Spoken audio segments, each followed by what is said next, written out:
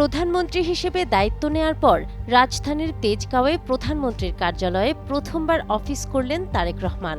সরকার প্রধান হিসেবে এটি তার তৃতীয় কর্মদিবস। এর আগে শপথের পর তিনি সচিবালয়ে 2 দিন দাপ্তরিক কাজ করেন।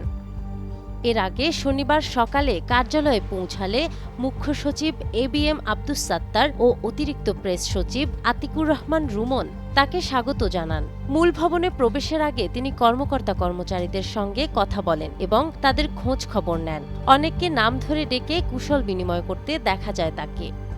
কার্যালয় প্রাঙ্গণে একটি স্বর্ণ চাঁপা ফুলের চারা রোপণ করেন প্রধানমন্ত্রী। পরে মহান আল্লাহর দরবারে শুকরিয়া আদায় করে বিশেষ মোনাজাতে অংশ নেন। এ সময় প্রতিরক্ষা উপদেষ্টা ব্রিগেডিয়ার জেনারেল শামসুল ইসলাম সহ সংশ্লিষ্ট কর্মকর্তারা উপস্থিত ছিলেন। এছাড়া মহান শহীদ দিবস ও আন্তর্জাতিক মাতৃভাষা দিবস উপলক্ষে একটি স্মারক ডাকটিকিটও উন্মোচন করেন তিনি।